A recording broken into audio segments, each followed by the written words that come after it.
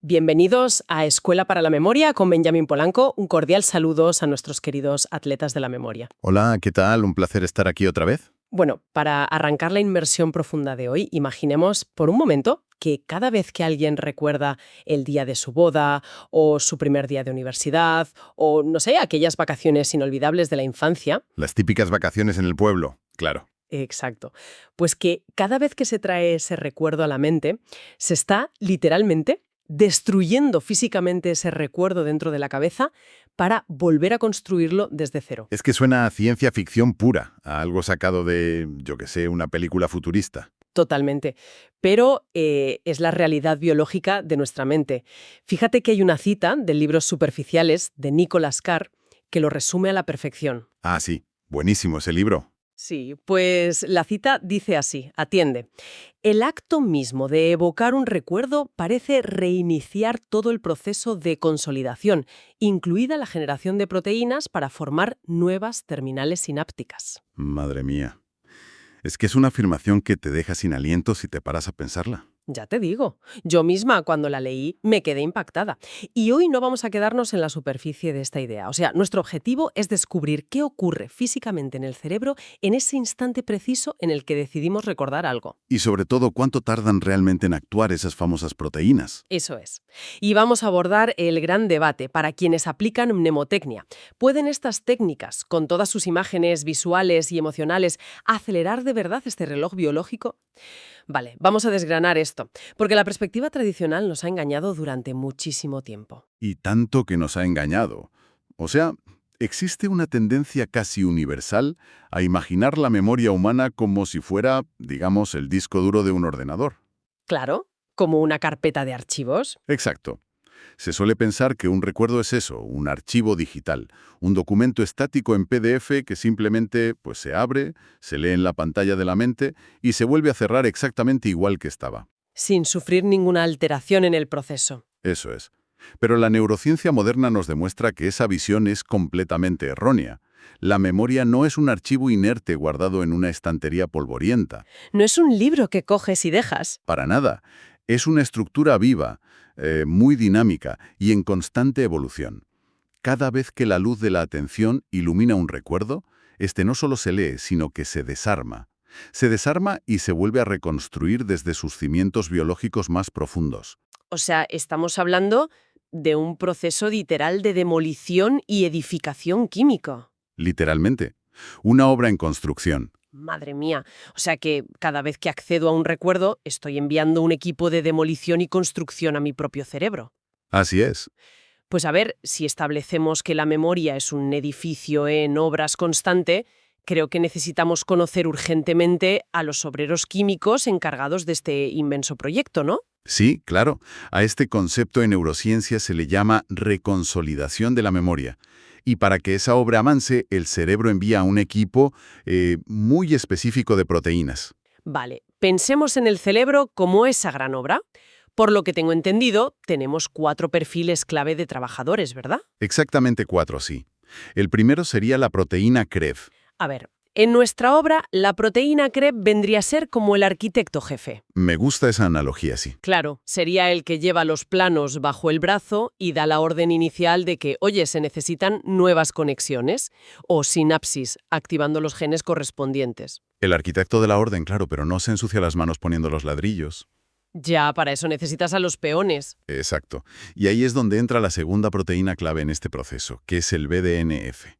Si CREB es el arquitecto, el BDNF es el proveedor principal de materiales. O sea, ¿es el que trae los ladrillos? El que trae los ladrillos y el cemento fresco a la obra, sí. Su función biológica es favorecer el crecimiento y sobre todo la supervivencia de esas nuevas sinapsis que se están formando. Digamos que es el pilar absoluto de lo que llamamos plasticidad cerebral. Totalmente. Sin el BDNF la obra se queda en los planos y nunca llega a materializarse de forma física. Vale. A ver, recapitulando, tenemos al arquitecto CREB, que da la orden, y al proveedor BDNF que trae los ladrillos. Pero claro, un recuerdo no solo crece, a veces cambia, se adapta, pierde un detalle y gana otro. Eso es vital entenderlo. Y aquí es donde entra la tercera proteína, que se llama ARC. Siguiendo con la metáfora, ARC sería como el equipo de diseño de interiores o los especialistas en reformas. Me encanta. Sí, los reformistas. Su trabajo no es construir desde cero, sino remodelar activamente la fachada y las conexiones de la casa, reconfigurando la estructura en función de lo que está sucediendo en ese preciso instante en la mente de la persona. Y para que esa remodelación no se venga abajo con, digamos, la primera tormenta cognitiva que pase, necesitamos a los últimos integrantes de este equipo celular. Que serían las sinapsinas y la enzima CAM-CAI, ¿no? Esos mismos.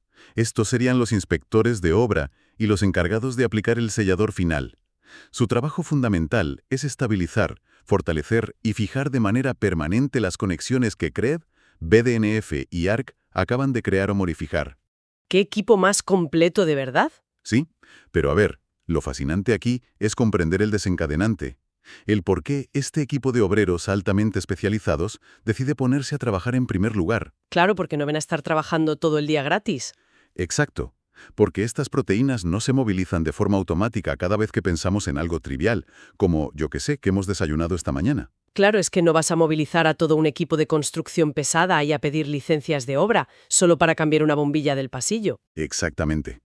Para que el arquitecto Krebs despliegue los planos genéticos y el BDNF empiece a acarrear los ladrillos, el recuerdo evocado no puede ser un acto pasivo o aburrido. Tiene que tener sustancia. Es crucial que el recuerdo sea activo o que posea una carga emocional significativa.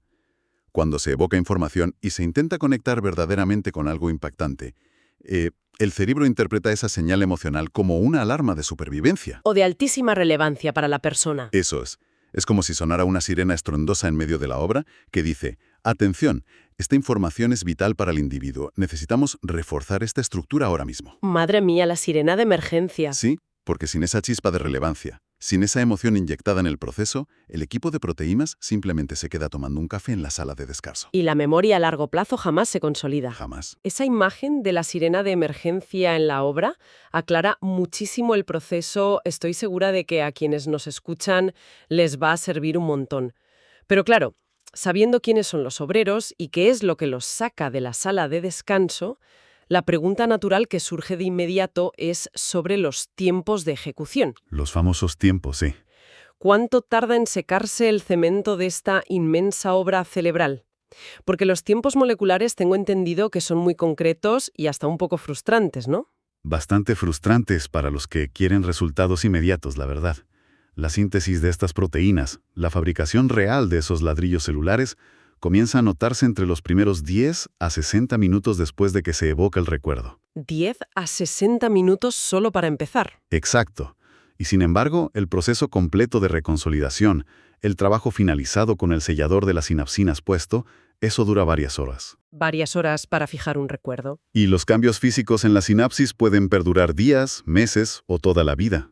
Pero hay un aspecto de este proceso de reconsolidación que a mí me rompe un poco los esquemas. A ver, cuéntame.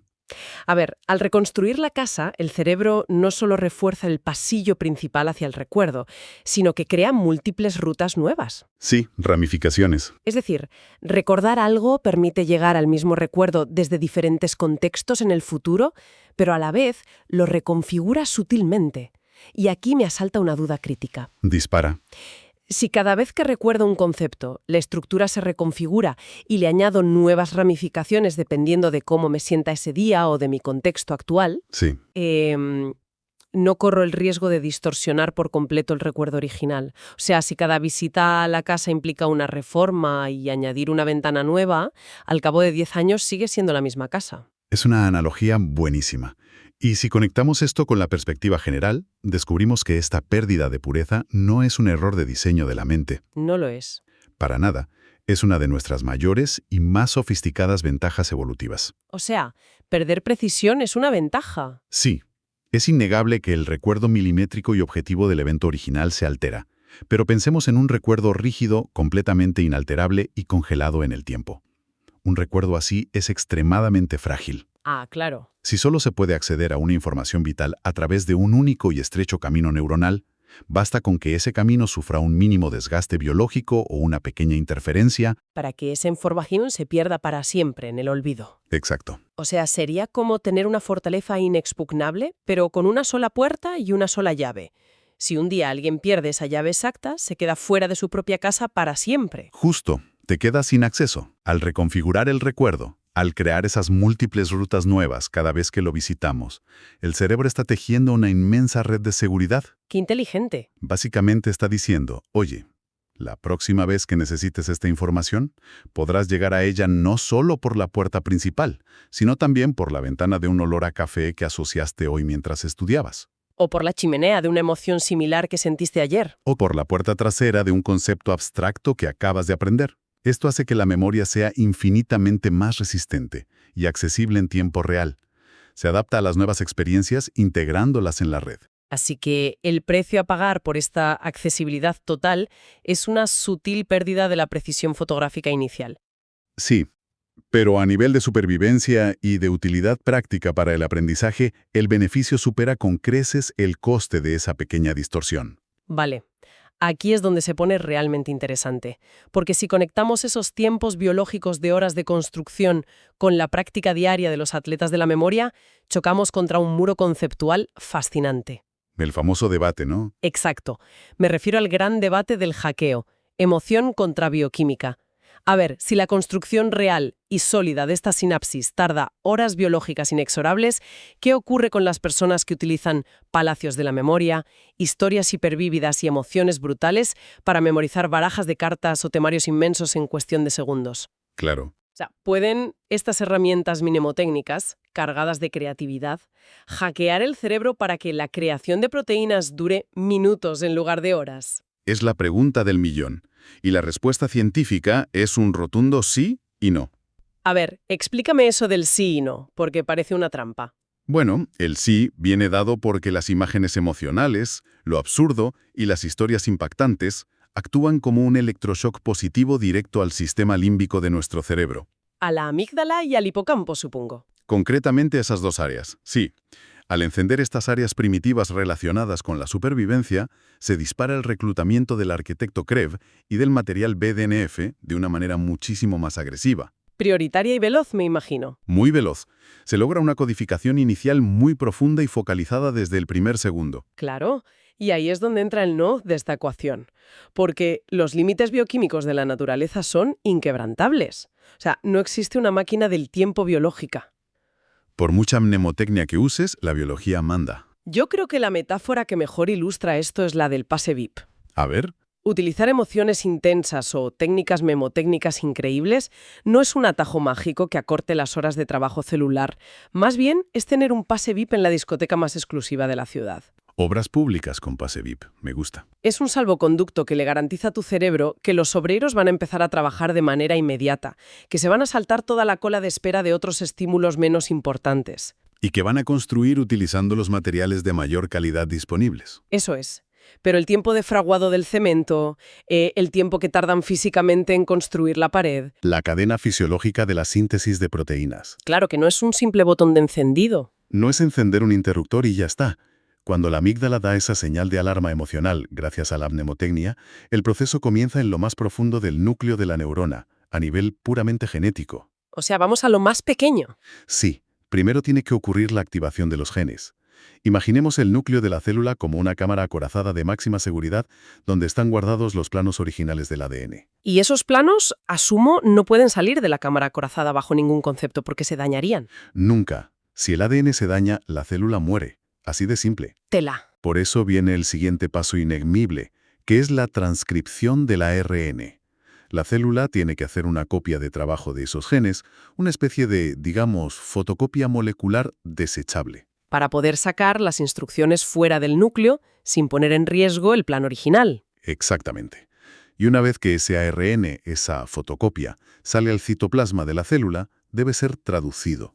Espera, ¿traducido en qué sentido? Físicamente, ¿qué aspecto tiene esa traducción a nivel microscópico? ¿Cómo pasamos de una fotocopia a un ladrillo real? Pues imagina unas diminutas fábricas móviles que se llaman ribosomas. Vale, ribosomas. Estos ribosomas se acoplan a la fotocopia del ARN y empiezan a leerla línea por línea. A medida que leen el código, van atrapando diferentes aminoácidos que flotan a su alrededor. Y los unen.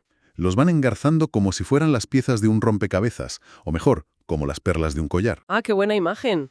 Uno por uno, en un orden estrictamente milimétrico.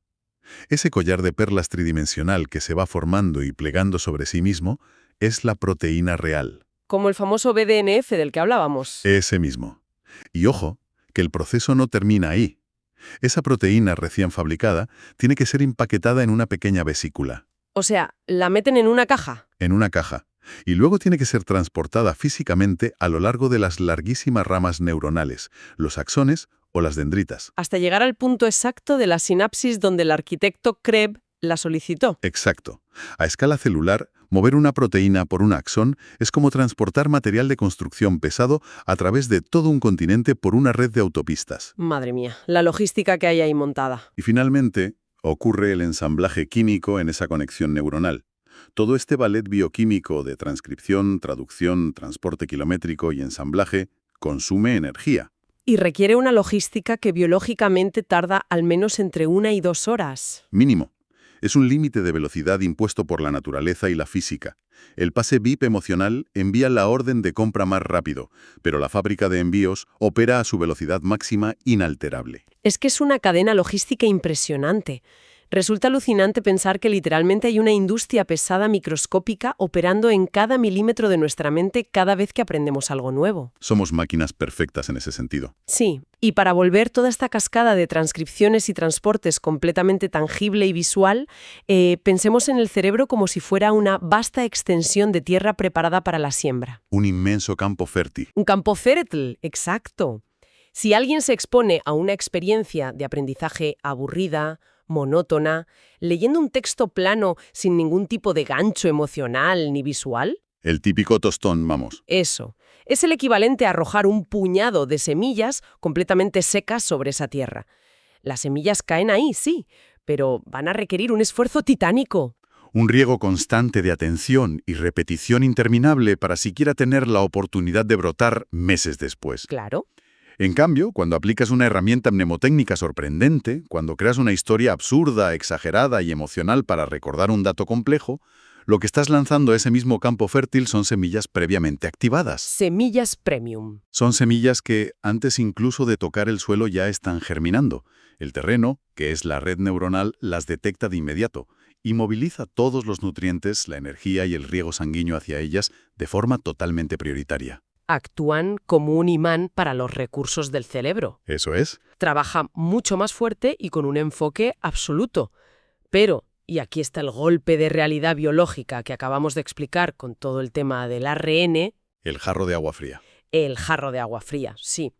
Por muy activada que esté la semilla, por mucha prioridad que le dé el campo fértil y por muchos nutrientes que reciba, un roble no va a crecer, echar raíces y desarrollar ramas sólidas en 5 minutos. Imposible. Necesita su tiempo innegociable para asimilar esos nutrientes.